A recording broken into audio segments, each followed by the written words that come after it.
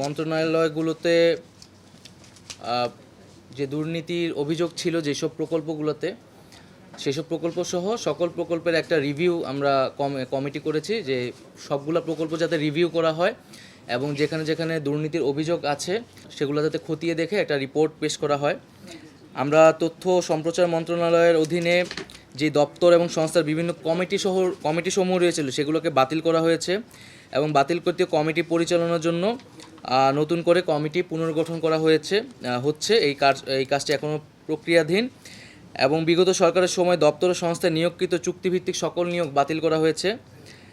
বিগত সরকারের সময়ে দপ্তর সংস্থায় কর্মরত ঊর্ধ্বতন বিভিন্ন কর্মকর্তা যাদের বিরুদ্ধে অভিযোগ রয়েছে অদক্ষতা বা দুর্নীতি বা ফ্যাসিবাদী সরকারকে সহায়তা, তাদেরকে অন্যত্র পদায়ন করা হয়েছে এবং তদন্ত করা হচ্ছে।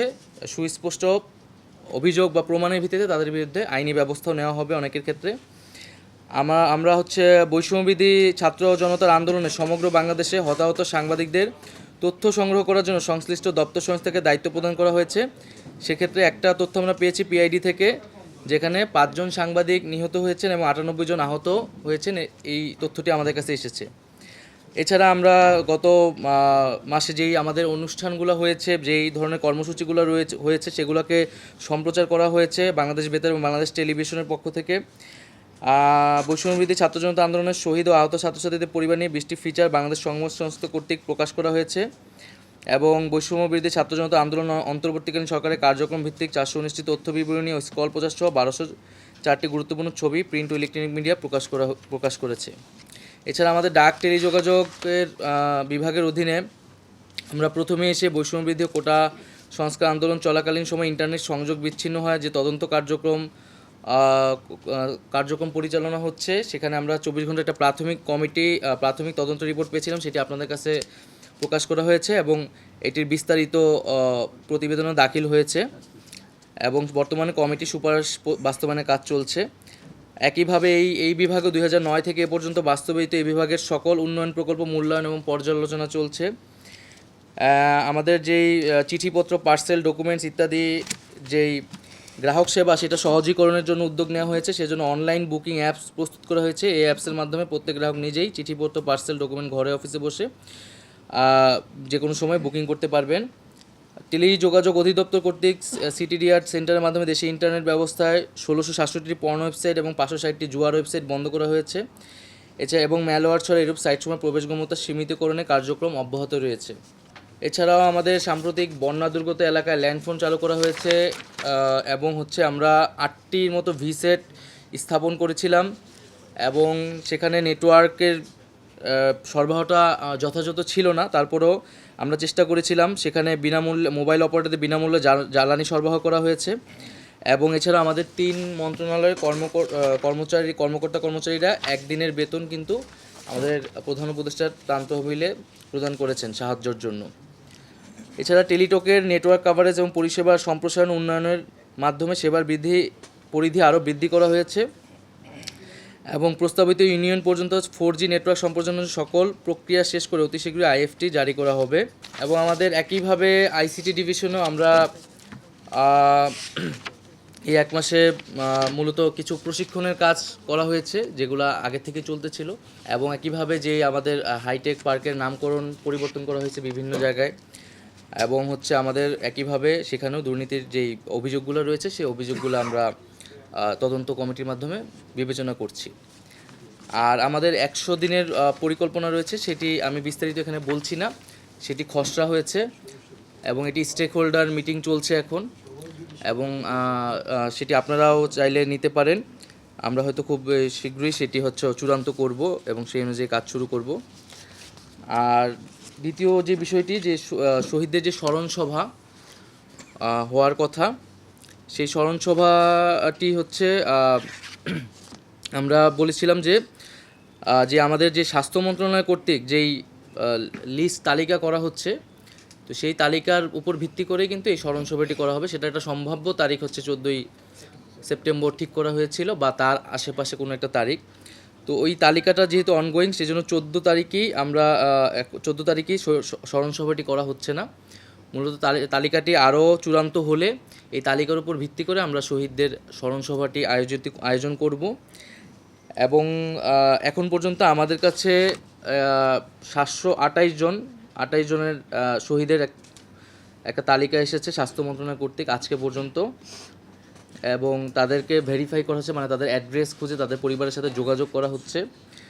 আর হচ্ছে 20,263 জন হচ্ছে আহত এই স্বাস্থ্য মন্ত্রণালয়ের তালিকা অনুযায়ী। আরও বেসরকারি বিভিন্ন উৎস অনুসারে আমরা কিন্তু আমি এর আগেও বলেছি 800-র মতো একটা তালিকা আর কি আমাদের সাথে আসে, সেগুলো এখন জাস্ট ভেরিফাই করা হচ্ছে। এবং জেলা প্রশাসকদের বলা হয়েছে, নির্দেশ দেওয়া হয়েছে যাতে প্রত্যেক জেলা ওয়াইজে একটা তালিকা করে তারা পাঠায়, এবং আগামী রবিবারের মধ্যেই আমরা হয়তো একটা চূড়ান্ত তালিকা হয়তো পাবো। আর শহীদ স্মরণসভার বাজেট নিয়ে কিছু কথা উঠেছে বা সোশ্যাল মিডিয়ায় সমালোচনা হচ্ছে আমরা দেখতে পাচ্ছি, কিন্তু এটা আসলে একটু বিভ্রান্তি হয়েছে। এখানে 5 কোটি টাকা বলা হয়েছে যে এটার জন্য অনুমোদন দেওয়া হয়েছে, নট যে 5 কোটি টাকাই খরচ হবে এই প্রোগ্রামে, 5 কোটি টাকার মধ্যে খরচ করতে বলা হয়েছে। এবং এখানে এই অনুষ্ঠানে খরচটা আরও অনেক কমের মধ্যেই হবে। এবং এখানে সিংহভাগ খরচটা মূলত যে 64 জেলা থেকে পরিবারের সদস্যদের নিয়ে আসা ঢাকায়, এবং যারা দূরে তাদেরকে আগের রাতে নিয়ে এসে একটা থাকার ব্যবস্থা, মূলত এই কাজে সিংহভাগ খরচটা কিন্তু এই কাজে যাবে। এখানে কোনো ধরনের সাজসজ্জা বা অতিরিক্ত কোনো খরচের আসলে ব্যবস্থা নেই। আর এটা একটা রাষ্ট্রীয় প্রোগ্রাম, আমরা চেয়েছিলাম যে সকল শহীদ পরিবারদের একত্রিত করা এবং তাদের থেকে আরও ইনফরমেশন আসলে আমাদের নেওয়ার আছে এবং একটা রাষ্ট্রীয় সম্মাননা দেওয়া। তো সেটি খুব দ্রুত সময়ের মধ্যেই আসলে হবে এই তালিকাটি নিশ্চিত হওয়ার মাধ্যমে। আর আরেকটি হচ্ছে আমরা একটা ফাউন্ডেশনের কথা বলেছিলাম, জুলাই শহীদ স্মৃতি ফাউন্ডেশন। তো আমরা ভেবেছিলাম যে এই হয়তো ওই স্মরণসভার দিন এটা আমরা ঘোষণা করব, যেহেতু স্মরণসভাটি পিছাচ্ছে, তাই আমি আজকে এটা প্রাথমিকভাবে বলছি। আজকে হয়তো আমাদের যমুনাতে যেই প্রেস ব্রিফিং হবে সেখানেও এটা অফিসিয়ালি আবার বলা হবে। আমরা জুলাই শহীদ স্মৃতি ফাউন্ডেশন, এই ফাউন্ডেশনের 7 সদস্য বিশিষ্ট কার্যনির্বাহী পরিষদ গঠন করা হয়েছে এবং এটা অফিসিয়ালি রেজিস্ট্রেশন করা হয়েছে। ডক্টর মোহাম্মদ ইউনুস হচ্ছেন অন্তর্বর্তীকালীন সরকারের প্রধান উপদেষ্টা, ডক্টর মোহাম্মদ ইউনুস স্যার হচ্ছেন এটা এই ফাউন্ডেশনের সভাপতি, এবং হচ্ছেন জনাব মীর মাহবুবুর রহমান হচ্ছেন এটা সাধারণ সম্পাদক। মীর মাহবুবুর রহমান হচ্ছে আমাদের যেই শহীদ মুগ্ধ তার যমজ ভাই স্নিগ্ধ, হ্যাঁ, তার মানে অফিসিয়াল নেম হচ্ছে জনাব মীর মাহবুবুর রহমান। তাকে এই ফাউন্ডেশনের সাধারণ সম্পাদক করা হয়েছে শহীদ পরিবারের সদস্য হিসেবে। এবং জনাব কাজী ওয়াকার আহমেদ হচ্ছেন কোষাধ্যক্ষ, ওনাকে তার কাজের দক্ষতার জন্য এই কোষাধ্যক্ষ এখানে রাখা হয়েছে। এবং আমাদের উপদেষ্টা মণ্ডলীর পক্ষ থেকে আমি জনাব মোহাম্মদ নাহিদ ইসলাম দপ্তর সম্পাদক হিসেবে, জনাব আসিফ মাহমুদ সজীব ভুইয়া, জনাব নূরজাহান বেগম এবং জনাব শারমিন এস মুর্শিদ 3 জন নির্বাহী সদস্য হিসেবে থাকতেছে। এখানে আরও 14 জন সাধারণ সদস্য যুক্ত হবে, মোট 21 সদস্যের একটি প্যানেল আর কি হবে। এটি হচ্ছে আমাদের জুলাই স্মৃতি ফাউন্ডেশন। এই ফাউন্ডেশন মূলত শহীদদেরকে নিয়ে, শহীদ এবং আহতদেরকে নিয়ে দীর্ঘমেয়াদী কাজ করবে। তাদের যে পুনর্বাসন, আর্থিক সুবিধা এবং তাদের আরও অন্যান্য যেই সুযোগ সুবিধার বিষয়গুলো তারা দেখবেন।